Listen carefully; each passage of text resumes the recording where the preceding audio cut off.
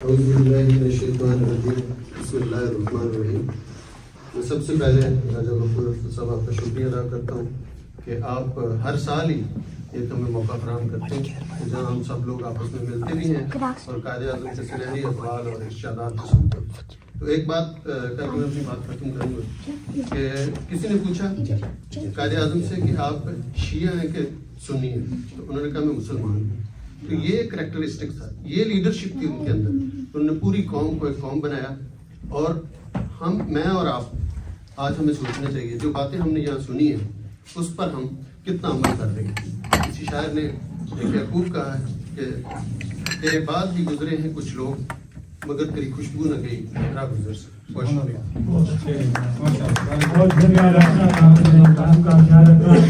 करूँगा जनाब मुस्लिम लीग नवाज के सदर रहमतुल्लाह बेग साहब आज के कायद-ए-आज़म रहमतुल्लाह अलैह के हवाले से मुख्तार साहब ने क्या कहा है। बिस्मिल्लाहिर्रहमानिर्रहीम। मोअज़्ज़ज़ साहिब,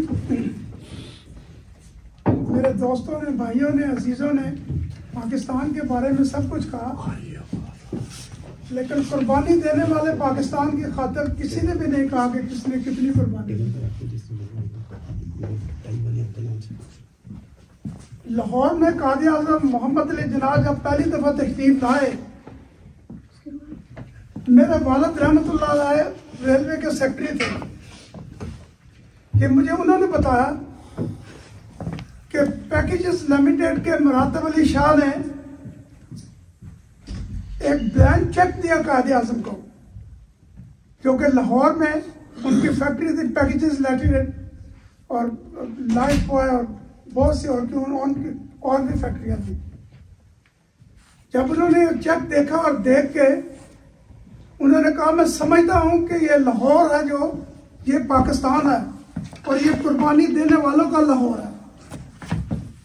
और उनकी वो बात जो मेरे दिल में आज भी आया है, जब भी पाकिस्तान मुश्किल में होता है तो अल्लाह के फजल व करम से अल्हम्दुलिल्लाह मैं और मेरा सारी फैमिली मदद करते हैं, गरीबों की मदद करते हैं, उन लोगों की जिनके पास खाने के लिए कुछ नहीं होता।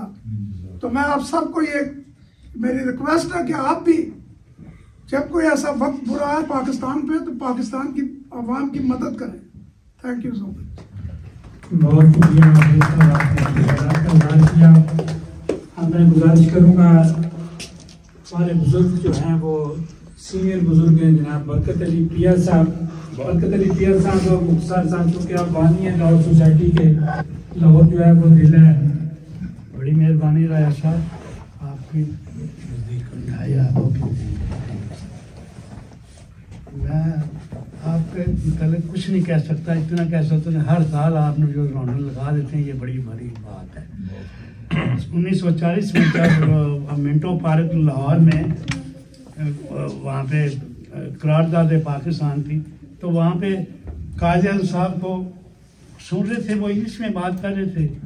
तो किसी ने पूछा, अनपढ़ लोग बहुत आए होते, उन्होंने कहा भाई ये आपको समझ आ रही है? उन्होंने कहा यार ये जो कहता है ये सही कहता है, ये सही बात कह रहा है, ये झूठ नहीं बोलने वाला। कहने का मकसद है अल्लाह ताला खुश व खुर्रम रखे और पाकिस्तान को आबाद खुश व खुर्रम रखे।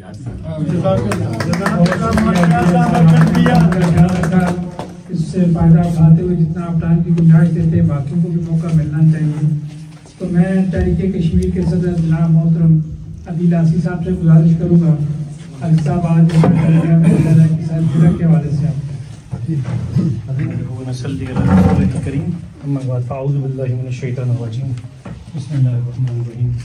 सबसे पहले तो साहब आपका शुक्रिया।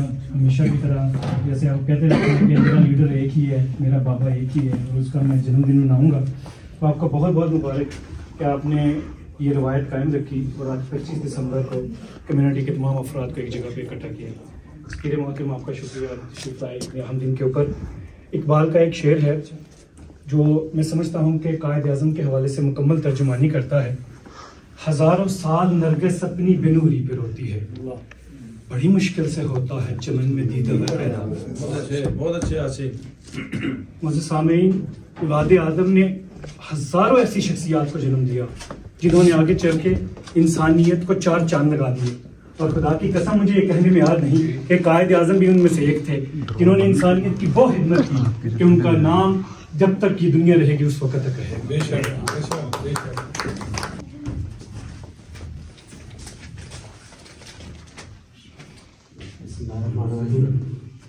His Excellency Sir पाकिस्तान, मेरे अजीज हमवतनों, अस्सलाम वालेकुम।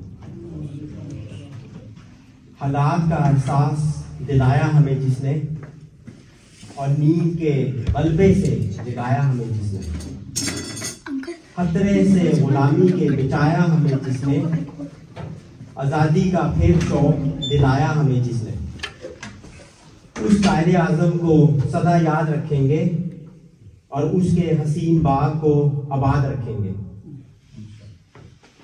अब सवाल ये उठता है जो कि मेरे से पहले भी काफ़ी लोगों ने ये सवाल किया कि मुल्क तो मिल गया हमें, लेकिन क्या हम पाकिस्तान को एक हसीन बाग बना सके हैं? सही मायनों में तो अगर हर कोई अपने गिरबान में जान के देखे तो यही जवाब आएगा कि नहीं। हम जैसे कि पहले भी कहने में आया कि अभी तक हम उस प्लेटफॉर्म में पड़ खड़े हैं जिस पे जर्नी अभी जारी है, लेकिन डेस्टिनेशन अभी हमें नजर नहीं आ रहा। चूंकि इधर पाकिस्तान की तकरीबन सारी पॉलिटिकल जो जमात है वो जमातें मौजूद हैं, तो मेरी एज अ सेकंड जनरेशन, यहाँ के सेकंड जनरेशन पाकिस्तानी है, मेरी आप सबसे ये अपील है कि आप अपनी पाकिस्तानी पॉलिटिकल पार्टी को ना देखें। सबसे पहले पाकिस्तान, उसके बाद पॉलिटिकल पार्टी। ये मेरा आज का पैगाम। बहुत आपने बहुत खूबसूरत पैगाम दिया। हमारे दरमियान से हम तशरीफ रखते हैं हमारे थिंक टैंक से जिन प्रोफेसर बुखारी शाह साहब, जो कि मुस्लिम लीग काफ के जो है सरपरस्त हैं और जो बुनियाद रखने वाले जिन्होंने इस पार्टी की बुनियाद रखी, लेकिन आज ये सियासी हैसियत से नहीं आए। आज कायद आज़म थे जिनके हवाले से हमेशा की तरफ तशरीफ लाते हैं। क्या सब आपसे गुजारिश है, टाइम का ख्याल रखिएगा। बिल्कुल, सबको अस्सलाम वालेकुम। 74 साल मुझे हो गया इस दुनिया में आए हुए और आज तक मैंने कभी ये नहीं सुना किसी पढ़े लिखे इंसान से कि बैकग्राउंड ऑफ कायदे आज़म, हु वाज कायदे आज़म। तो मैं आज मुख्तसर 1 मिनट में आपको बताता हूँ। कायदे आज़म बिलोंग फ्रॉम ईरान, और क्योंकि उसकी इस्माइली, जिसको हमारे उर्दू जुबान में खोजा फहमी कहते हैं, तो वो उस कबीले से तल्लुक़ रखते थे, जिसकी वजह से आज हम किताबों में कायदे आज़म की बैकग्राउंड को नहीं पढ़ सकते। गूगल करो, कुछ नहीं। क्यों?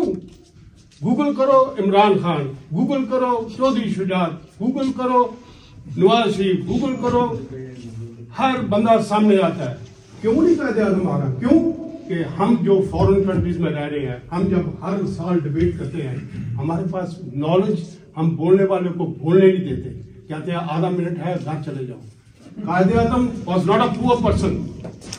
इंग्लैंड में जब आप रहते थे, हैम्पशायर शायद के अंदर, मैं खुद गया जब मैं उस वक्त 1966 में वहां पढ़ता था, तो मैं लंदन में गया चौधरी शुजात को मिलने, तो ये लेके गए मुझे। कायदे आज़म का घर इतना बड़ा वेला था कि आप हैरान हो जाएंगे। ये मैं जब कायदे आज़म वाज अ स्टूडेंट, आप लोग बातें करते हैं कायदे आज़म गरीब था, नहीं। बेंटले कार उसके पास थी, अंग्रेज शोफर उसने रखा था। उसकी बेटी, उसकी सेकंड वाइफ जो थी, वो टाटा फैमिली से बिलोंग करती हैं। आज टाटा डेनमार्क के अंदर मौजूद है। उसकी सारी फैमिली जो है अमेरिका में सेटल है। तो हमें अपने बच्चों को तो बताने के लिए अम्बेसडर साहब से रिक्वेस्ट करूंगा कि 1947 से लेके हमने पाकिस्तान के लिए के साथ वफा की है या नहीं की। हमें ये अपना देखना है कि मैं समझता हूँ यकीनन हमने वफा नहीं की। अगर वफा की होती तो पाकिस्तान का हाल दुनिया में इस तरह से ना होता।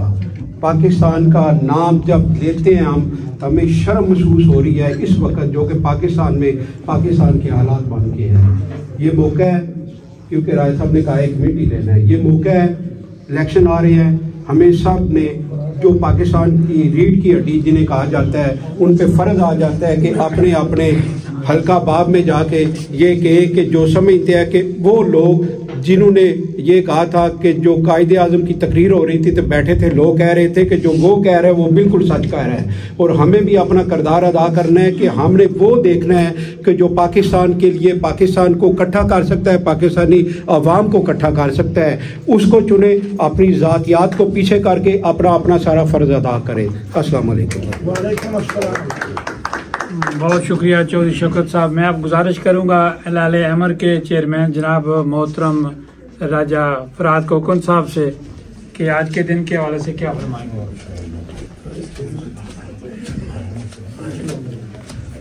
औज़ुबिल्लाहिमिनश्शैतानिर्रजीम, बिस्मिल्लाहिर्रहमानिर्रहीम। सबसे पहले राजा साहब मैं आपका शुक्रिया अदा करता हूँ, और उसके बाद मैं जनाब अपने इज्तिमाम एम्बेसडर साहब को वेलकम करता हूँ, और हमारे स्वीडन से याद साहब जो हैं इनको भी वेलकम करता हूँ।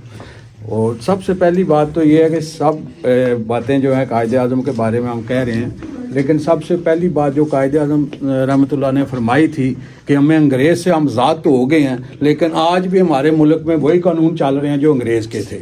जिस वक्त तक हम इससे आज़ाद नहीं होंगे तो हमारे मुल्क में तरक्की नहीं होगी।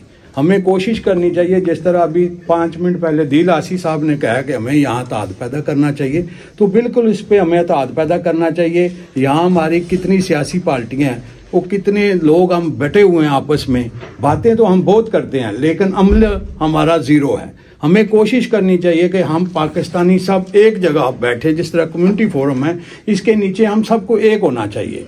बातों से कोई फ़र्क नहीं पड़ता, लेकिन हमें मिलकर बैठना पड़ेगा और इस पे चलना पड़ेगा आगे। जिस तरह शौकत साहब ने कहा, पाकिस्तान में भी हर बंदे का किसी सियासी पार्टी से तल्लक है, लेकिन उस बंदे को वोट दें जो पाकिस्तान के हक में सही है, और यहाँ भी उसी बंदे को वोट दें जो हमारे लिए काम करता है। यहाँ हमारे जो मेंबर हैं इनकी वेबसाइट पे देख लें, जो मेंबर काम नहीं करता उसे मत वोट दें, हमेशा उस बंदे को वोट दें। यहाँ देख लें, यहाँ तो हम आज़ाद हैं, हम आज़ादी से बात कर सकते हैं। हमारी जितनी यहाँ कम्यून के इलेक्शन है, आप इनकी वेबसाइट पे जाकर देख लें, किसी बंदे ने जो काम नहीं करता बिल्कुल उसे वोट मत दें।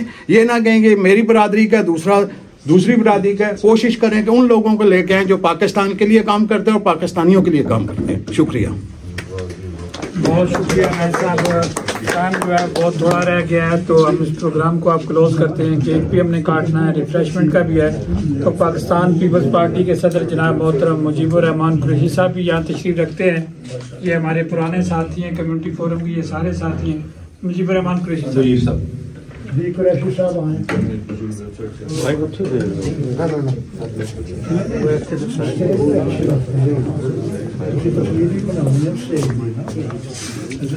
बिस्मिल्लाहिर्रहमानिर्रहीम। इज़्ज़तमाब सफ़ीर पाकिस्तान मोहतरम जनाब राजा गफूर अफजल साहब, पाकिस्तान कम्युनिटी फोरम के चेयरमैन और रेडियो आपकी आवाज़ के डायरेक्टर और ख़वातीन हज़रात, अस्सलाम वालेकुम। वालेकुम अस्सलाम। आज हम बानी पाकिस्तान कायदे आज़म मोहम्मद रज़ा को खराज अक़ीदत पेश करने के लिए यहाँ जमा है। मेरी दानिश में पाकिस्तान की तरक्की, खुशहाली, माशी, सियासी इस्तेकाम का हल बानी पाकिस्तान की फरमात पर अमल पैरा होना है। कायदे आज़म के फरमात हमारे लिए मशल राह हैं, जिससे रोशनी हासिल करके हम पाकिस्तान को तरक्की याफ्ता इक़वाम आलम में एक मुमताज़ नुमाया मुकाम दिलवा सकते हैं। सबको ये मालूम है कि जो उनके अक़वाल थे, ईमान, इत्तेहाद, तंजीम,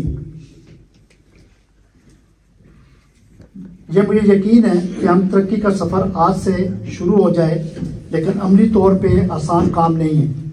लेकिन इसके लिए कायदे आज़म जैसे अज़म, यकीन और हौसले की ज़रूरत है। बकौल इकबाल, कोई अंदाज़ा कर सकता है उसके ज़ोरे बाजू का, कोई अंदाज़ा कर सकता है उसके ज़ोरे बाजू का, निगाहे मर्द मोहम्मद से बदल जाती है तकदीर। रहमान कुरैशी साहब, अब मैं गुजारिश करूंगा, हमारे दरमियान तशरीफ रखते हैं हमारे नौजवान जो है सिटी काउंसलर हैं। अब हमारे पास मुकर्रर 2-3 ही बच्चे हैं, इनसे आखिर में सफीर मोहतरम जो है वो अपनी बात करेंगे।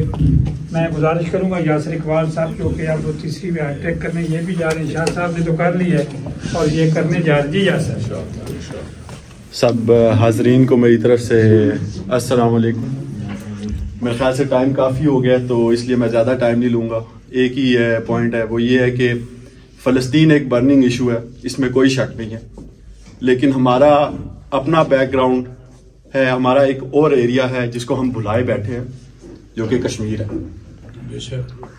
और फ़लस्तीन के लिए हमें जिस तरह पहले बात की गई है कि अब बहुत ज़ोरों शोर से काम करना चाहिए, आवाज़ उठानी चाहिए, लेकिन कश्मीर को भूलना नहीं चाहिए। और हमें हर मौके पे जहां पर थोड़ा सा बात करने का मौका मिले, हमें कश्मीर का इशू उठाना चाहिए। ये सिर्फ हमारे जो 2 भाई यहाँ पे बैठे हैं जो प्रोग्राम करते हैं, साल में अपनी एफर्ट करते हैं, ये उनका सिर्फ फर्ज नहीं है, ये हमारा भी फर्ज है। हम अपनी गैदरिंग्स में हमारी जो नेटवर्क्स हैं डैनिश कम्युनिटी के साथ, उसमें बैठे हों तो इस चीज को जरूर हर मौके पे उठाना चाहिए कि हमारा जो एक हिस्सा हमारे साथ जो ज्यादती हुई है, हमारे भाइयों के साथ 75 साल से जो उनके साथ एक नाइंसाफी का सिलसिला चल रहा है, उसके बारे में आवाज उठाना, ये सिर्फ हमारा हक ही नहीं, हमारा फर्ज भी है। इसके लिए हमें हर मौके पे जो है अपना एफर्ट करना चाहिए। Thank you. बहुत शुक्रिया यासर। अब हमारे दरमियान हमारे बुजुर्ग साथी साहबी जनाब मोहतरम हाजी असलम मेहर साहब जो है वो तशरीफ रखते हैं। ऐसा मैं आज के दिन के हवाले से कहूँगा, आप अपने मुख्तसर टाइम। मेहरबानी जनाब। तमाम भाइयों को अस्सलाम वालेकुम। कायद आज़म के फरमान तो बेहद गूगल पर पड़े हुए हैं, अगर आप सर्च करें the founder of father of Pakistan Quaid Azam, मैं एक और लिख कर लेकर आया हूँ वहीं से। मोहसिन पाकिस्तान कायद आज़म का फरमान है कि हुकूमत तारीफ की मुस्तहिक हो तो तारीफ करें, अगर तनकीद की मुस्तहिक हो तो बेखौफ और ख़तर होकर तनकीद करें। अगर इसकी आज़ादी पाकिस्तान के अंदर है, आप सोचें, देखें, अगर ये हमें मिलती तो आज हम इस तरह भीख मांगने के लिए वर्ल्ड बैंक के पास बार बार ना जाते। तो कायद आज़म ने कहा था कि मैंने पाकिस्तान बना दिया है, अब ये पाकिस्तान के नौजवान जो हैं, तालिब इल्म, स्टूडेंट, पढ़े लिखे, अब इस पाकिस्तान को तरक्की की तरफ लेकर जाएंगे। ये 16 माह के अंदर 7 लाख 8 लाख तालीम याफ्ता मेरे मुल्क के नौजवान बैरून मुल्क मुंतकिल हो चुके हैं। इन्होंने ले जाना था, इनके लिए कायदे आज़म ने पैगाम छोड़ा था। मैं बहुत बातें कर सकता हूं, मेरे पास लिखी हुई है बैग के अंदर, लेकिन राजा साहब ने इस महफिल के लिए जो वक्त मुकर्रर किया है, घड़ियां देख लें, मैंने 2.5 मिनट में अपनी बात कह दी है। सबको सलाम। बहुत अच्छे, बहुत शुक्रिया। मैं आपसे बहुत आपका मशकूर हूँ कि आपने टाइम का ख्याल रखा। अब हमारे मेहमान जो हैं वो तशरीफ लाए हुए हैं स्वीडन से। ये बड़े एजाज़ की बात है कि ये इस्लामिक सेंटर स्वीडन के जो हैं ये चेयरमैन हैं और ये उनकी जगह आए हैं और सारे लोगों ने इन्हें जो है वहाँ जो है बाकायदा मुतफ़िका तौर पर जो है चेयरमैन मुंतखब किया है। मैं असद एजाज साहब से गुजारिश करूँगा जनाब मोहतरमा कायद आज़म रहमतुल्लाह के दिन के हवाले से। जी बहुत शुक्रिया। मैं जनाब सफीर मोहतरम साहब से उनको वेलकम करता हूँ डेनमार्क में आने का। हालांकि मैं स्वीडन से आया हूँ तो मालूम क्योंकि पहले स्वीडन डेनमार्क का ही होता था, क्योंकि ये इसको ने डेनमार्क का हिस्सा था, तो बाद में स्वीडन ने कब्जा कर दिया। तो शुक्रिया। तो ये राजा साहब का बहुत शुक्रिया। ये कह रहे थे कि मैं वहाँ पर चेयरमैन हूँ। एक्चुअली वो टर्किश मास्क है हमारे यहाँ और 70,000 मुसलमान हैं मालमों में। तो उनके प्रेसिडेंट जब इंतकाल कर गए, जो जिन्होंने मस्जिद को तबदील किया था, 30 साल तक वो रहे प्रेसिडेंट, तो मैं भी 30 साल से वॉलंटरीली मस्जिद के साथ मैं करता रहा जो होती थी। तो फिर उन्होंने मतलब सबसे मुझे मुत्तफिका तौर पर कहा कि आप जो है ना हमारे ऑनररी प्रेसिडेंट बने। मैंने कहा मैं प्रेसिडेंट बन जाऊंगा लेकिन ऑनररी बनूंगा। तो हम लोग वहाँ पर जो है ना इंटरफेथ पे बहुत काम कर रहे हैं। हमारे यहाँ जूश भी आते हैं, क्रिश्चियंस भी आते हैं, फिर एम्बेसी स्टॉकहोम से अमेरिकन एम्बेसडर भी एम्बेसी वाले आए और बहुत सारे डेलीगेशंस आते हैं। तो हम उन्हें इस तरह इस्लाम दिखाते हैं कि वो कहते हैं आप तो हमारी तरह ही कपड़े पहनते हो, हमारी तरह ही हैं। हम तो समझते थे कि आप तो बहुत ही फनेटिक होंगे, लेकिन क्योंकि इस्लाम हमारा फनेटिक नहीं है। हमारे यहाँ तो जो भी इंसान आएगा हमने तो उनको मोहब्बत प्यार से ही इस्लाम की तरफ मदऊ करना है, नहीं तो इंसानियत तो है ही है ना। रब्बुल आलमीन तो हमारे सबके वही हैं। तो कायद आज़म अलैहिस्सलाम ने भी यही कहा था कि भाई जितने भी हमारे पाकिस्तानी हैं वो सारे पाकिस्तानी हैं, मजहब के ऊपर किसी को जैसे कि एक साहब ने कहा तो कोई बड़ाई नहीं है। तो इसीलिए हम लोग यहाँ पर इसी तरह इंसानियत के ऊपर जो है ना सबको दर्ज दें। और पाकिस्तान की खिदमत तो हमारा फर्ज है ही है, लेकिन साथ साथ हम मोहब्बत और प्यार इंसानियत पर भी दें। शुक्रिया, थैंक यू। बड़े खूबसूरत जवाब में सारी चीज़ों को साथ ले लिया। अब मैं गुजारिश करूंगा हमारे टेक्सास यूनियन की जो है वो चेयरमैन है और कम्युनिटी फोरम के ये साथी भी हैं, पुराने साथी हैं। मैं मियां मुनीर अहमद साहब से भी गुजारिश करूंगा कि मियां साहब आज के दिन के हवाले से आप कायद आज़म रहमतुल्लाह अलैह के हवाले से। बिस्मिल्लाहिर्रहमानिर्रहीम। जनाब मेहमान खुसूसी सफीर पाकिस्तान शुएब सरवर साहब, चेयरमैन पाकिस्तान कम्युनिटी फोरम राजा गफूर साहब, मेरी बहनों, मेरे बहुत सारे बुजुर्गों, दोस्तों, अस्सलाम वालेकुम वालेकुम अस्सलाम। आज का दिन हमारे लिए बहुत बड़ा दिन है, बड़े सगीर के मुसलमानों के लिए बहुत बड़ा दिन है। एक बहुत बड़े अजीम इंसान और हम पर खुसूसन मेहरबान जो होकर गए इस दुनिया से, उनका दिन है। यहाँ मुझसे पहले माशाल्लाह बहुत ही खूबसूरत अंदाज में कायद आज़म के बारे में बहुत कुछ कहा गया है। मैं तो एक तालिब इल्म हूँ, मैं ग़ालिबन दूसरी जनरेशन से बिलाल बनता हूँ, लेकिन या उनके दरमियान। तो क्योंकि वक्त जो है मुझे पता है कि बहुत ही अब मुख्तसर है, मैं सिर्फ ये कहूँगा कि कायद आज़म मोहम्मद अली जिन्ना जो कुछ देकर गए, जो तोहफा देकर गए हमें, हकीकतन ये बहुत बड़ा ये तोहफा है पाकिस्तान। और ठीक कहा मेरे भाई साजिद ने कि आज़ादी जो है वो उनसे पूछो जिनके पास नहीं है। अब इस आज़ादी के साथ वो हमें एक डायरेक्शन भी देकर गए इस मुल्क के लिए। हम क्यों भूल गए? हमने कितना अमल उस पर किया। वो उस अजीम कायद को सिर्फ याद कर लेना 2-3 घंटे, उनकी तस्वीर लगा लेना अपने दीवार से, ये कायद आज़म नहीं है। कायद आज़म एक बहुत बड़े इंसान थे, बहुत अजीम इंसान थे। कायद आज़म पाकिस्तान था, कायद आज़म आज़ादी था, कायद आज़म समझने की ज़रूरत थी, लेकिन हम भूल गए।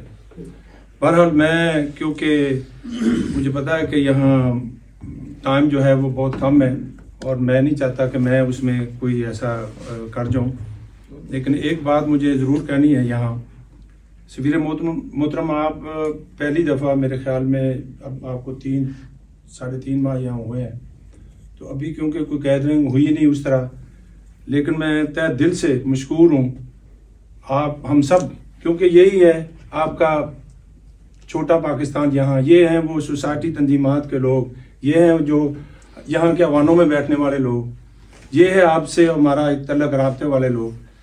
तो आपने जिस तरीके से, मैं गवाह हूँ इस चीज़ का कि पाकिस्तानियों को, अपनी कम्युनिटी को मिलना चाहा, देखना चाहा, शेयर करना चाहा पाकिस्तान के लिए, और उसमें आप मसाजिद गए, आपने बहुत सारे लोगों को एम्बेसी के अंदर बुलाकर मुलाकातें की। हम तहे दिल से आपके मशकूर हैं।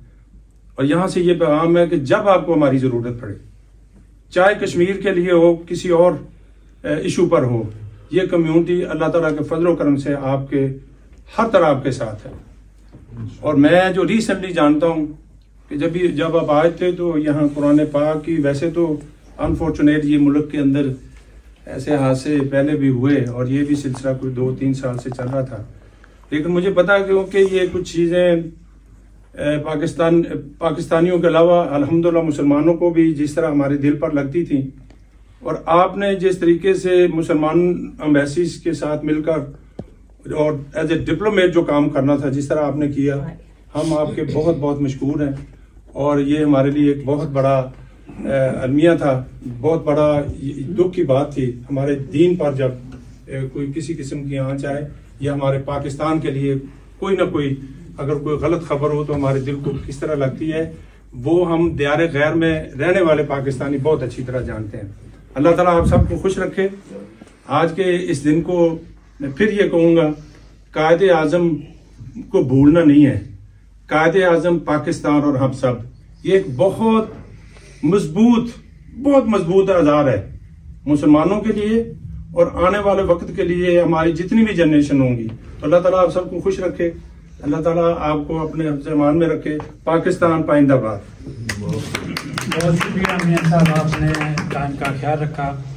अली जावेद जो है, मैं इनको भी 1-2 मिनट दूंगा, ये बात करना चाह रहे हैं। अली मुख्तार करें क्योंकि हम प्रोग्राम को क्लोज करना चाह रहे हैं। बहुत शुक्रिया। मैं जो कायद-ए-आज़म के हवाले से बात करना चाह रहा हूँ, यहाँ पे हमेशा बात होती है कि Pakistan as a state fail हो चुका है या फेल हो रहा है। ये बात याद रखिए कि स्टेट कभी फेल नहीं होती।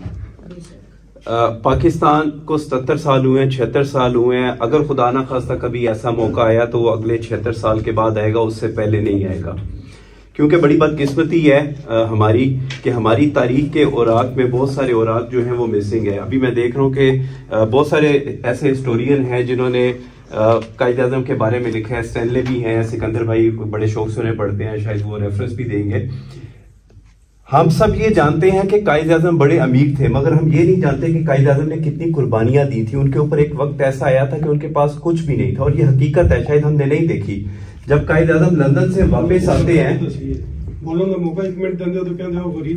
जब कायद-ए-आज़म लंदन से वापस आते हैं, कराची में आते हैं, तो उन्हें पता चलता है कि उनके वालिद जो हैं वो स्टॉक एक्सचेंज के कारोबार में मुंसलिक होते हैं। तो जो पाउंड में ट्रेडिंग कर रहे थे तो फ्लक्चुएशन आती है, तो वो बिल्कुल उनके हाथ से सब कुछ निकल जाता है।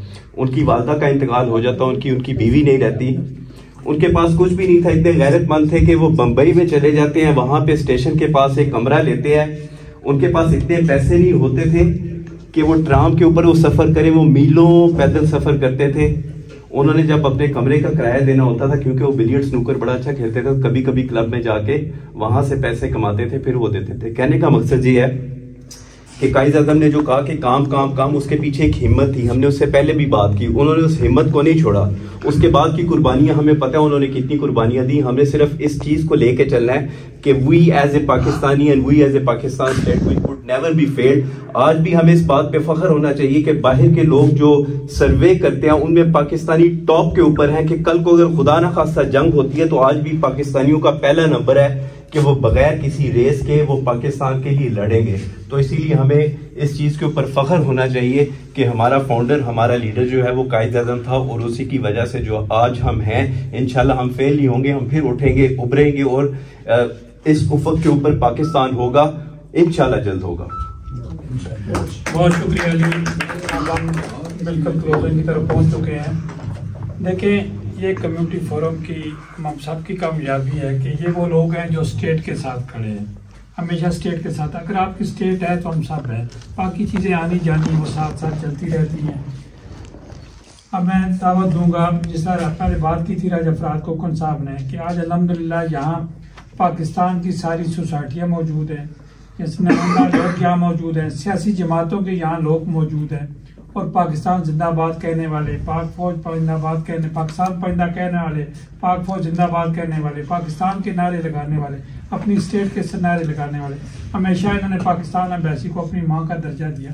बिल्कुल पाकिस्तान एम्बेसी माँ का दर्जा होता है, वो माँ का घर होता है जिस घर में सारे हम चले जाते हैं। आज एम्बेसी साहब सारे लोग आपके सामने बैठे हुए हैं। मैं आपके पास जाने से पहले, मैं साहब हमारे पार्लियामेंट के मेंबर थे, सिकंदर सदीक और फ्री गुरान पार्टी के ये चेयरमैन भी हैं, मैं इनसे गुजारिश करूंगा कि आज कायद रहमतुल्लाह के दिन के हवाले से इस कदर। Bismillahirrahmanirrahim. In the name of Allah, most gracious, most merciful. His Excellency, Ambassador Sahib, Chairman Community Forum, Raja Ghafoor Afzal Sahib, मेरी मोहतरम बहनों, भाइयों, बुजुर्गों, अस्सलाम वालेकुम। सबसे पहले तो मैं अपने कश्मीरी भाई राजा साजिद साहब की तरफ देख के दोबारा ये सवाल दोहराता हूँ कि पाकिस्तानियों हमसे पूछे कि आज़ादी क्या है। आपकी जो 2 मिनट की स्पीच थी वो इतनी जालिम स्पीच थी, इतनी सख्त दिल को लगी है कि मैं आपको जरूर कहूंगा कि आपकी जिस तरह की आप हमें खराज तहसीन पेश कर रहे हैं, मुबारकबाद दे रहे हैं पाकिस्तान की, तो मैं भी सबके बिहाफ पे कहता हूं कि हम भी आपके साथ साइड बाय साइड कश्मीर की आज़ादी के लिए, कश्मीर की ह्यूमन राइट्स के लिए कल भी लड़ते थे, आज भी लड़ते हैं और इंशाल्लाह अगले आने वाले कल में भी लड़ेंगे इंशाल्लाह। अब मैंने करी थी लंबी चौड़ी स्पीच, सच्ची बात है तैयार की हुई थी, लेकिन मौके की नजाकत को समझते हुए देखते हुए मैं आपको इस अजियत से जो है क्या कहते हैं बताता हूँ। नजाकत वाली क्या बात है, खाना नजर आ रहा है। भारत मैं फिर इसके अलावा फिर अब आप लोगों ने बहुत सारी अच्छी बातें की हैं इस कम्युनिटी फोरम के अंदर रहते हुए। अब मुझे भी 10-15 साल हो गए हैं, आप लोग मुझसे 25-30 साल पहले ये डे मनाते हैं, काम करते हैं पाकिस्तान के लिए, तो मैं कोई ऐसी बात नहीं यहाँ पे कर सकता जो आप लोगों ने ना सुनी हो, और आप लोगों ने भी जो बातें की वो अक्सर हम लोगों ने पहले भी सुनी हुई है। तो फिर मैं ऐसा पैगाम क्या अपनी बात को खत्म करते हुए दे सकता हूँ। मैं आज ये लाया हूँ एक बुक अपने साथ, स्टैनली वॉलबर्ट की बुक है। इस किताब का नाम है, इस बुक का नाम है जिनाह ऑफ पाकिस्तान।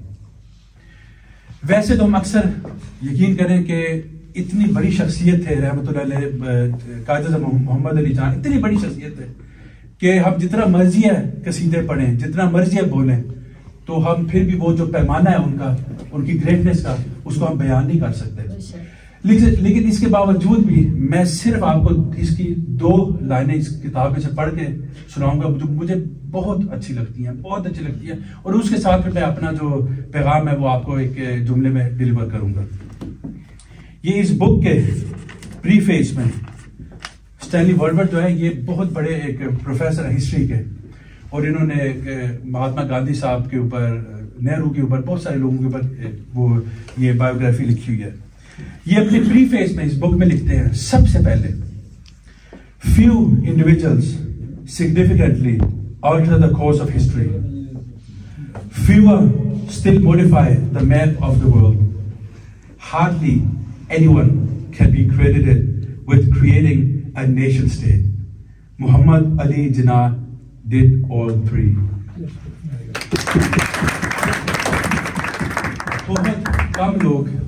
बहुत कम लोग हिस्ट्री में कुछ चेंज करते हैं, और उससे भी कम लोग जो दुनिया का मैप है उसमें कुछ चेंजिंग लाते हैं।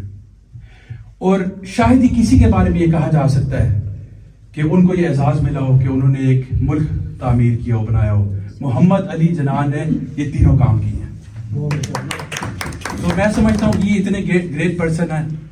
ये बुक जो है ये मुझे मेरे वालिद साहब ने कोई 15-17 साल पहले मेरी सालगिरह थी, तो उसमें मुझे उन्होंने ये लेके दी। मुझे कहते थे बेटा ये कायद मोहम्मद अली जिन्नाह है, आपने इनकी तरह बनना है। अब ये तो इम्पॉसिबल टास्क था, क्योंकि ऐसे जो शख्सियत है वो तो कोई हिस्ट्री में कोई 1 या 2 पैदा होती है, ये तो नहीं हो सकता था। लेकिन यकीनन इनको इंस्पिरेशन के तौर पे हम सबको इस्तेमाल करना चाहिए, यूज करना चाहिए, समझना चाहिए। और मेरा मैसेज आज आप सबके लिए है कि कल मेरे वालिद साहब यहाँ पे होते थे, आज नहीं है, कल हमने भी चले जाना है।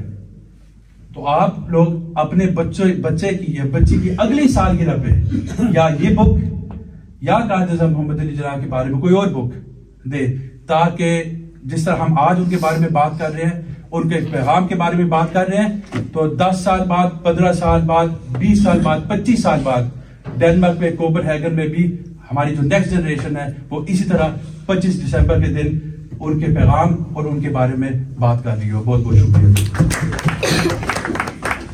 बहुत शुक्रिया मास्कंदर। मैं समझता हूँ कोई हमारा साथी ऐसा रह नहीं गया जिन्होंने बात करनी हो। मुझे शाह साहब की बात का आज भी इतना मैंने उनकी बात की जो है उसको आज भी ऑन करता हूँ। लेकिन यहाँ जितने लोग हमारे साथी बैठे हुए हैं सारी एक तंजीमात को रिप्रेजेंट करते हैं। पूरी एक तंजीम है इनके पीछे और हम साल से यहाँ बैठते हैं। स्पीकर मोहतरम आज पहली दफ़ा आप कम्युनिटी फोरम में तशरीफ ला रहे हैं और पूरा कम्युनिटी फोरम जो है वो आपको दावत देता है। ये आपका मिनी पाकिस्तान है जो आपके सामने बैठा हुआ है। ये अकेले लोग नहीं, इनके पीछे तंजीमात हैं, इनकी जमातें, लेकिन ये हमें एजाज़ हासिल है कि सारे लोग हम इकट्ठे होकर बैठ लेते हैं। बाहर अपने अपने ख्यालात हम अपने बताते होंगे, अपनी अपनी पार्टियों में बैठते होंगे, बहुत कुछ कहते भी होंगे, लेकिन जब यहाँ कम्युनिटी फोरम में बैठते हैं उस वक्त सिर्फ हमारे जहन में सिर्फ पाकिस्तान हो। इस तरह हमारे जहन में कोई बात नहीं होती।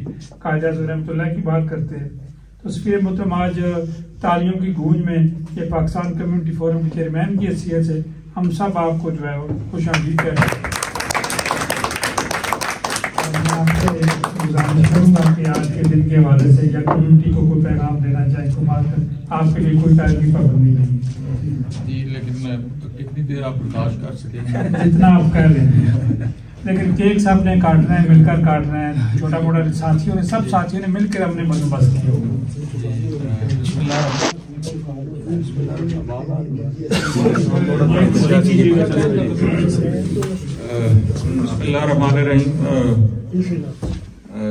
आप तमाम लोगों को मेरी तरफ से अस्सलाम वालेकुम।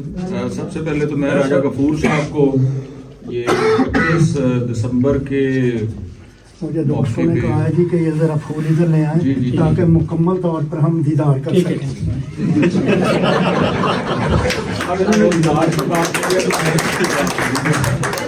तो राजा गफूर साहब को मैं मुबारकबाद पेश करता हूँ कि उन्होंने 25 दिसंबर को ही इस प्रोग्राम का इनेकाद किया। मैं वो ऐसी बातें नहीं करना चाह रहा जिससे आपको बोर करूँ, क्योंकि कायदे आज़म का जो एक टॉपिक है उस पर मतलब हम बचपन से ही सुनते आए हैं चीज़ें, लेकिन कुछ इंटरेस्टिंग मैं बातें करने की कोशिश करूंगा शायद जो आपने पहले ना सुनी हो।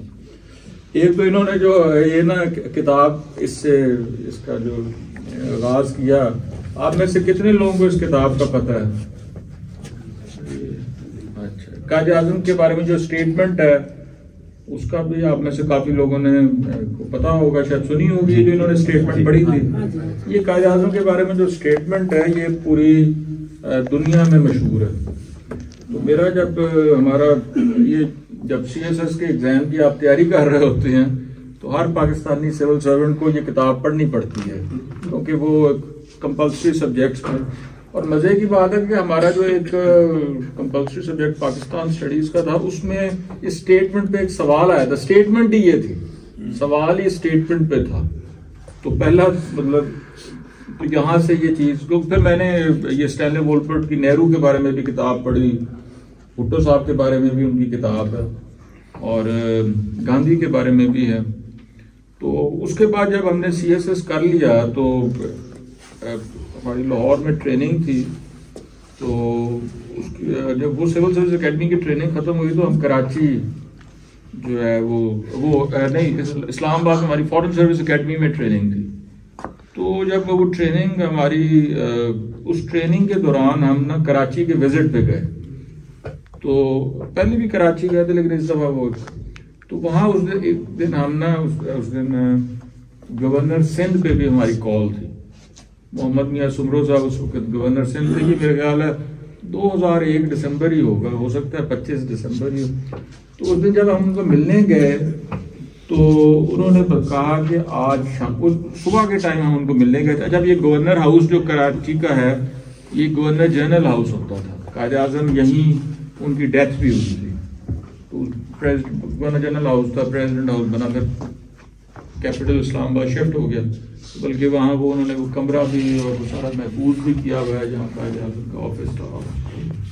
तो उन्होंने कहा कि जी आज शाम को स्टैनली वोलपर्ट आज जो पाकिस्तान आया हुआ है तो उसका मैंने लेक्चर रखा हुआ है, तो आप भी आए आप लोग। तो हम भी शाम को चले गए। तो कराची का सारा जो शहर का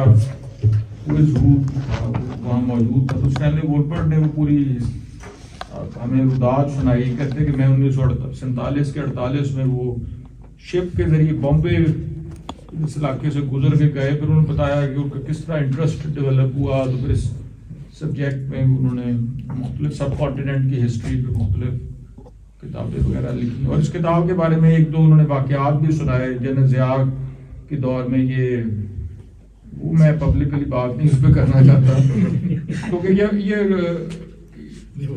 इसमें एक दो चीज़ें भी जो खैर वो एक और बात है। पर अच्छा एनीवेज वो वहाँ से मेरे हुआ ये कि 2017 में मेरी पोस्टिंग हुई लॉस एंजलिस। तो ये जो स्टैनली वोलपर्ट हैं ये university of UCLA university of California Los Angeles में असल में हिस्ट्री डिपार्टमेंट के प्रोफेसर थे। अच्छा और ये इनको बड़े साल हो गए थे रिटायर हुए, लेकिन वो फिर भी वो प्रोफेसर एमरेटस जो होता है उसके बाद फिर भी यूनिवर्सिटी के साथ एसोसिएट। तो अब तो मैंने जाके वो काउंसलेट में पूछा तो एज यूजुअल पता लगा किसी का कोई राब्ता ही नहीं है स्टैनली वोलपर्ट से। खैर पता नहीं मुझे किस तरह मुझे कहाँ से ईमेल मिला या कुछ किस तरह। तो मैंने स्टैनली वोलपर्ट को रीच आउट किया जब वो उस वक्त उनकी उम्र कोई 91-92 साल थी। तो जब उनको मेरी बात हुई तो फिर वो खुद गाड़ी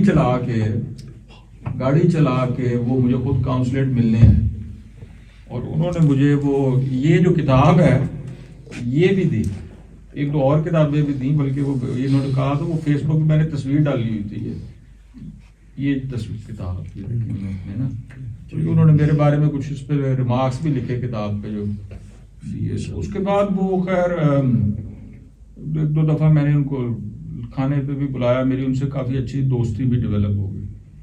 तो लेकिन जब थी ना ये बीच में मैं पाकिस्तान एक मेरा प्रमोशन कोर्स पे मैं गया कोई 3-4 महीने के लिए। जब मैं वापस गया ये 2018 में तो मुझे ये ख्याल आया, मैंने इनको ना लंच पे बुलाया, पहले भी 2-3 दफ़ा मुलाकात होती, लेकिन इस दफ़ा मैंने ये किया कि मैं 2 कार्डबोर्ड ले गया बड़े से। तो मेरे ज़हन में ये आया कि ये पाकिस्तान में ये स्टेटमेंट इतनी रेजोनेट होती है तो क्यों ना मैं एक कार्डबोर्ड पे स्टैनली वोलपर्ट से ये स्टेटमेंट लिखवा लूं, जैसे पेंटर की पेंटिंग होती है। विजनरी था ना मतलब तो जब मैं गया तो खाने के वक्त मैंने उनके सामने वो दोनों कार्डबोर्ड रख दिए। मैंने कहा जी मुझे ये आप लिख के दें, तो उन्होंने हंसना शुरू कर दिया। तो बहरहाल उन्होंने मुझे वो 2 कार्डबोर्ड पे कायदे आज़म की ये स्टेटमेंट जो है ना ये लिखवा दी। तो मैंने ये किया कि वापस आके मैंने वो दोनों जो स्टेटमेंट है ना वो जो लिखी हुई है उनके हाथ से वो फ्रेम करवा ली। एक मैंने जो है पाकिस्तान काउंसलेट लॉस एंजलिस में है और एक नहीं फॉरेन ऑफिस में क्यों होगी, मेरे मैंने एक मेरे पास है मेरे घर पे है, नहीं एक जो है वो मेरे पास घर पे है, यही है। हाँ जी ये देखें, और बल्कि मेरे घर पे है वो जो लाइब्रेरी नहीं है उधर मैंने लगाई हुई है। तो वो अगर मुझे पता होता तो मैं साथ ले जाता कोई नहीं, हम ले लेंगे। तो ये तो यही नहीं तो बहरहाल वो उसके बाद वो हमारा 14 अगस्त का इवेंट हुआ, दोनों मियाँ बीवी आए भी। तो स्टैनली वोलपर्ट से मेरी काफी कायदे आज़म के बारे में बात होती रही और मैं कंपैरिजन भी करता होता था गांधी का, नेहरू का। तो मतलब he was an of founder of Pakistan. एक हमारे कोर्ट सिविल सर्वेंट हैं, उन्होंने भी कायदे आज़म के बारे में रिसर्च की है, वो DMG के हैं, मेरा नाम निकल गया उनके नहीं सर्विस में है वो भी। और वो बड़ी उनकी जो, बल्कि मुझे अगली दफा मैं कोशिश करूंगा कि उनको ऑनलाइन ना आपसे, तो वो बड़ी उनकी इंसाइटफुल रिसर्च है कायदे आज़म की ज़ाती ज़िंदगी के बारे में, उनके फाइनेंसेस के बारे में। हाँ जी वो बड़े DMG के हैं, लेकिन वो अपनी नौकरी से ज़्यादा रिसर्च में ज़्यादा वो बड़ा फैसिनेटिंग है। मैंने एक दफा उनका लेक्चर भी वो करवाया था मैं जब लॉस एंजलिस में पोस्ट था। तो ये कायदे आज़म जो थे, जब देखें जो उनकी जब आप जिंदगी, क्योंकि डिप्लोमेट हैं तो मैं किताबें तो पढ़नी पड़ती हैं इम्तिहान की तैयारी के सिलसिले में भी, और आर्ग्यूमेंट्स का क्योंकि आपने दूसरी साइड का जवाब देना होता है। देखें लेकिन जो मैंने जो कायदे आज़म की हिस्ट्री पढ़ी, उनकी लाइफ के डिफरेंट फेजेस हैं, आपको पता लगता है कि वो इवॉल्व होती हैं चीज़ें, कि आप जब देखते हैं कि 1910 उस अशरे में 1910 और 1920 के अशरे में उनकी ये कोशिश थी, वो एक मतलब हिंदू मुस्लिम यूनिटी का, और उसमें अगर आपको याद हो तो 1920s में, बल्कि फिर उससे कुछ उनको मायूसी हुई, खिलाफत मूवमेंट का एक जो दौर था उसके बारे में उनका एक और पर्सपेक्टिव था जो और बरादरान से डिफरेंट था। लेकिन आपको अगर देखें 1920s में मुस्लिम लीग जो थी उसके दो हिस्से भी हुए बीच में, जिसमें एक जिना ग्रुप था, एक शफी ग्रुप था।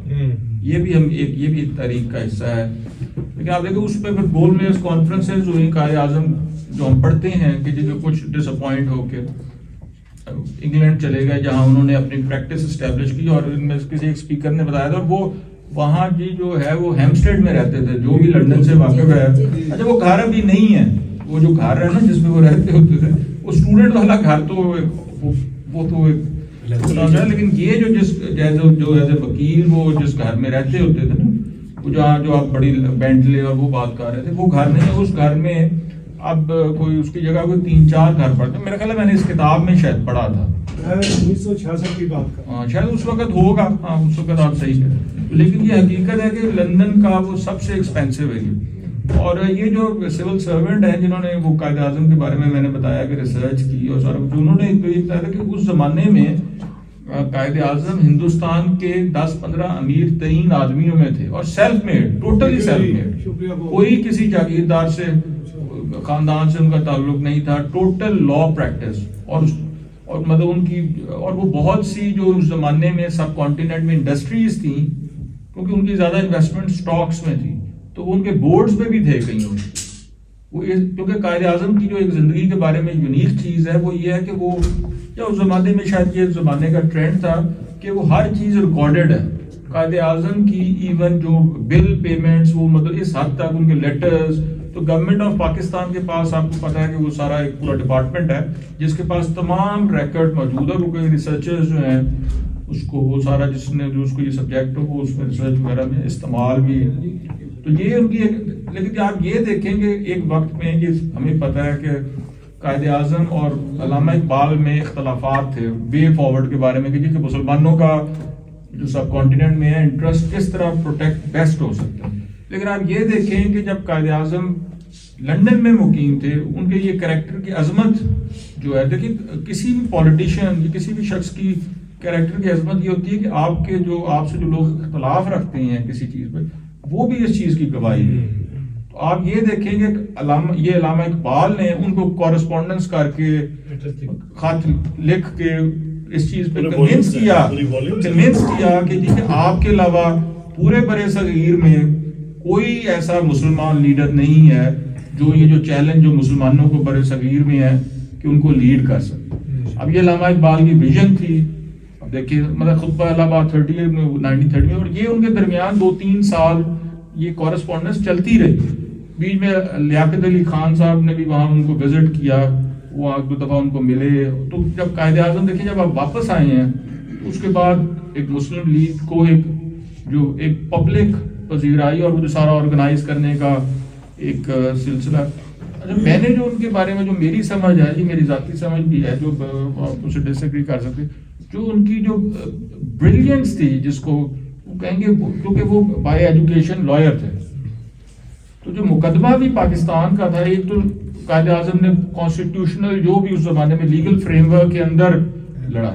जो आर्ग्यूमेंट उनका था, देखिए मुसलमान हिंदुस्तान में वैसे तो माइनॉरिटी में थे, लेकिन जो उन्होंने लीगल पॉइंट जिसको एडवोकेट किया वो ये था कि जो बड़े सगीर के मुसलमान हैं वो एक सेपरेट कौम है, नेशन है एक सेपरेट। तो जब एक आप नेशन एक सेपरेट है तो उस नेशन को ये हक है कि वो अपनी जिंदगी कैसे गुजारना चाहते हैं। उसी बुनियाद पे मुसलमानों ने वहाँ जो सेपरेट इलेक्टोरल कॉलेज का भी मुतालबा था मुसलमानों, जिसमें उनको सीटें मिली, और उसी बुनियाद पे भी आपने देखा कि वो चीज आगे बढ़ी। और जब 1945 में जब वहाँ इलेक्शंस भी हुए और रेफरेंडम के भी में हुआ तो वास्ट मतलब सेंट्रल असेंबली में तो सारी सीटें जो मुस्लिम लीग ने मुसलमानों की जीत ली, और आज़ाद साहब के हाथ तो कुछ ना आया, कांग्रेस के जो उस जमाने में शो बॉय जिनको कायदे रखा हुआ था उन्होंने। तो ये उनकी जो ब्रिलियंस थी कि जी उन्होंने किस तरह पाकिस्तान का जो मुकदमा था या उस कॉन्सेप्ट को आर्टिकुलेट किया उसको। और वो अगर आप जब उनकी, क्योंकि मैंने उनके बारे में काफ़ी चीज़ें उस ज़माने की तकरीरें भी पढ़ी हैं, देखें उसमें भी वो अगर आप ये चीज़ देखें जो आज हिंदुस्तान के हालात हैं आज और वहाँ जो मुसलमानों के हालात हैं, वो यही आपको वॉर्न करते थे ना मुसलमानों को। अच्छा, उस ज़माने में कुछ मुसलमान लीडरों का ख्याल था जो मुत्तहिदा हिंदुस्तान के कायल थे कि ये कॉन्स्टिट्यूशनलिज्म में इसके अंदर रहते हुए जी मुसलमान अपने मफाद को डिफेंड कर सकेंगे। और क्योंकि उस ज़माने में थोड़े से जो इंडिया के, जो हिंदुस्तान के जो कांग्रेस के लीडर थे, वो थोड़े ज़रा खुद वेस्टर्न ओरिएंटेड थे, ज़रा उनकी लिबरल आउटलुक थी comparatively what you have today. तो वो शायद लोगों का ख्याल था कि शायद इनके साथ को एग्जिस्ट कर सकते हैं, जैसे जिसमें नेहरू शामिल थे और ये सब। लेकिन अब आप ये देखें कि आज का हिंदुस्तान, अच्छा भले, और हकीकत ये है कि आज हिंदुस्तान के अंदर आप ये देखें कि एल के अडवाणी ने भी कायदे आज़म की अजमत की गवाही दी, वो आए यहाँ। अच्छा अच्छा, उसके बाद एक उनके फॉर्मर फॉरेन मिनिस्टर खशवंत सिंह के जसवंत, उस बेचारे के तो पीछे पड़ गए। उन्होंने किताब लिखी और उसने मतलब देखे ना कि मतलब जो सबसे क्रिटिकल, और आज भी बीजेपी के अंदर भी बहुत से लोग अब ये बात मानते हैं, जो हालांकि पाकिस्तान के दुश्मन, कि ये जो सारे जो चीज़ों के जिम्मेदार जो थे मतलब वो कायदे आज़म की अजमत की गवाही देते हैं। और वो आपको पता है कि जो, और ये जो नैरेटिव है कांग्रेस को बुरा भी लगता है, तो ये उनकी अजमत थी। बाकी देखें जो लीडर होता है उसने तो उस वक्त के हिसाब से मतलब एक आपको आइडियोलॉजी दी होती है, आपको रास्ता दिया होता है।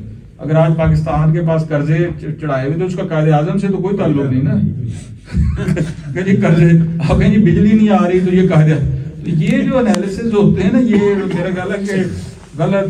जो पॉलिटिकल लीडर्स होते हैं, इंडिपेंडेंस लीडर, उनके तो आपने लार्जर कॉन्टेक्स्ट में देखना होता है कि उन्होंने आपको एक अलग वतन दिया।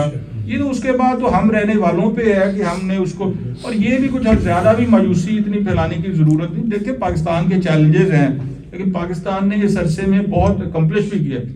लेकिन सबसे बड़ा जो चैलेंज हमें है उस वक्त जो ये मौजूदा पाकिस्तान है, इस एरिया की आबादी सिर्फ 3 करोड़ थी, आज 25 करोड़ के करीब है। जब इतनी आबादी होगी तो फिर साफ बात है कि चैलेंज तो होंगे। लेकिन आप लोग सारे देखें पाकिस्तान के देहात से भी आए हैं, शहरों से।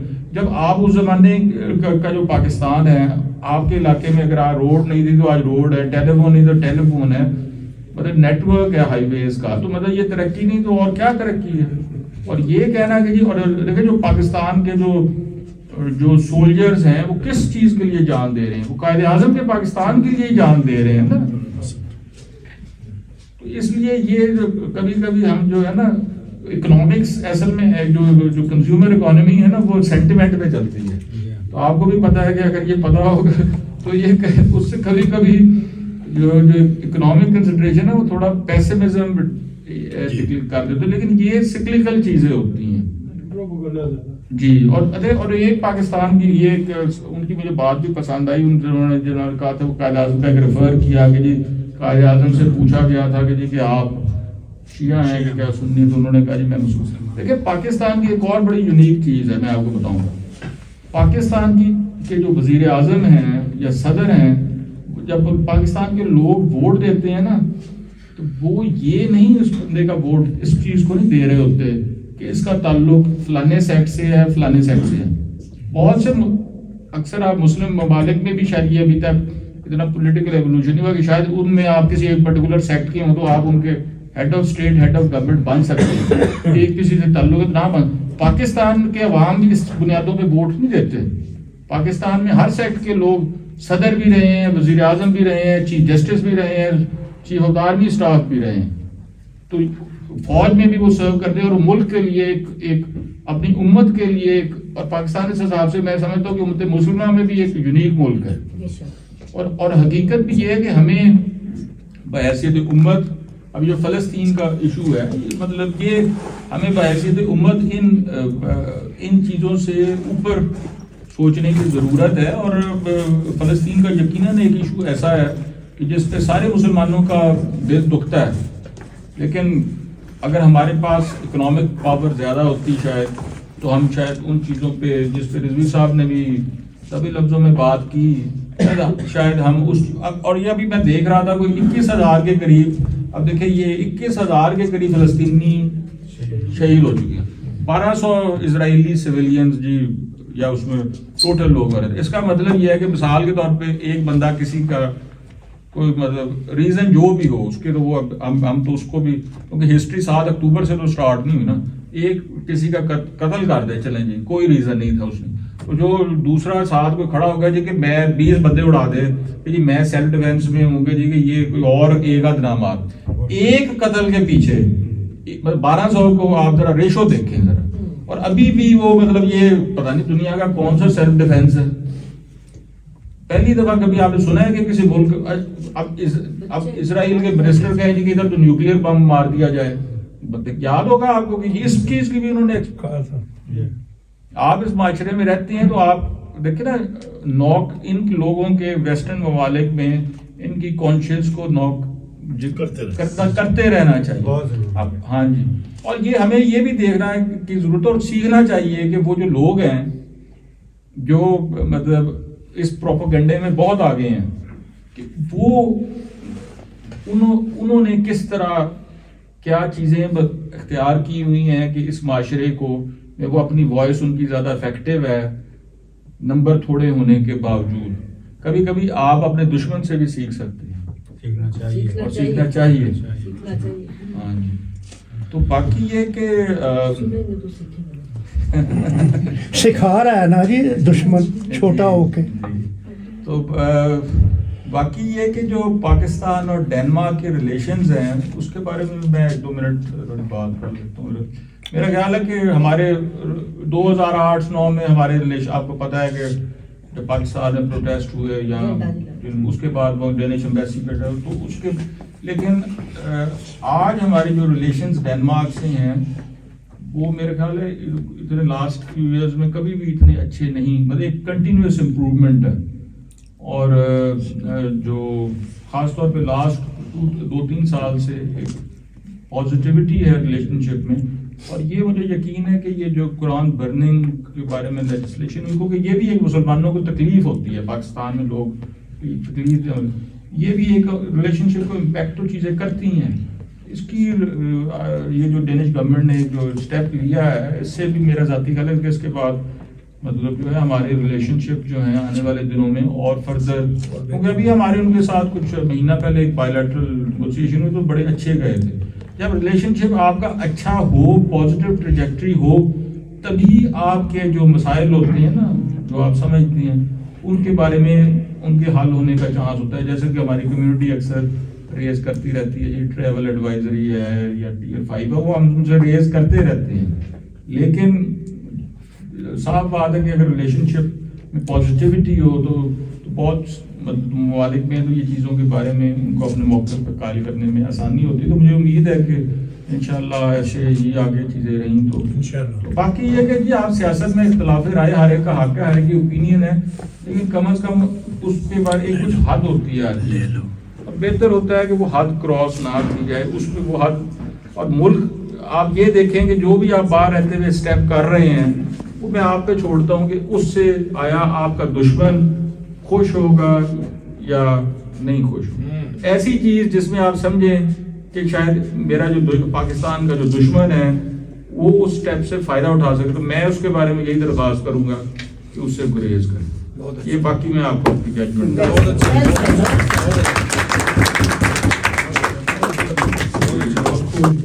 मोहतरम, आपने बड़े अच्छे अंदाज में जो मैसेज दिए, हम सबको सारे मैसेज मिल गए और अब अच्छा किया। और एक बार फिर हम आपके सबके मशकूर हैं। अब हम सब मिलकर केक काटेंगे और ये साल से ये रवायात है जो हम इसको लेकर चल रहे हैं। जुनैजो साहब आए, उसके बाद अज़ीज़ साहब आए, वो पहले चले गए, करदेजी साहब आए, अहमद फारूक साहब आए, तो आज आप पाकिस्तान कम्युनिटी फोरम के आज आप चेयरमैन, अपना मेहमान खसूसी हैं। तो ये सारे लोग इस सारे प्रोग्रामों में मौजूद होते थे। मैं कोई ऐसा बंदा नहीं है जिसने किसी प्रोग्राम को मिस हुआ। ये आपका पाकिस्तान है, तो ये सारे सेल्फ मेड हैं, अपने अखराजात पे सारे करते हैं। हम किसी से चंदा नहीं लेते, किसी से पैसे मांगते नहीं। हम सब मिलजुल कर जो साथी इस पे जो है वो तावन करते हैं। तो हम सब साल साथ देने की कोशिश करते हैं और आपसे भी उम्मीद करते हैं कि अगले साल भी आप हमारे पास से जो है वो एडवांस दावत दे दो। अपना जो हमारे असद साहब मुझे भी तशरीफ लाते हैं, तो एक बार सब जो है मिलकर पाकिस्तान जिंदाबाद का नारा मारे। पाकिस्तान जिंदाबाद, पाकिस्तान जिंदाबाद, पाक फौज जिंदाबाद। राय साहब के एक आदमी ने लुबना इलाही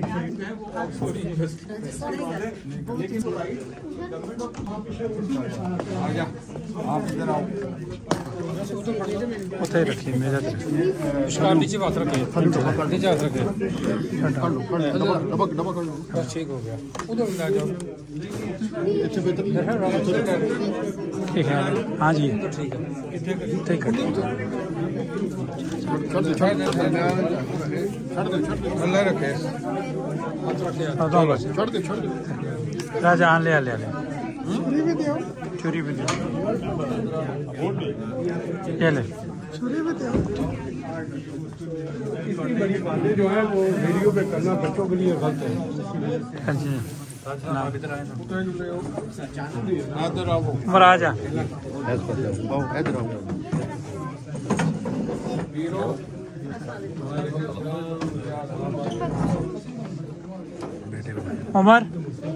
जा, इधर आ जा।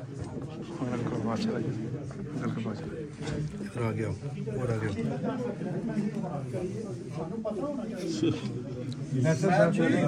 दोनों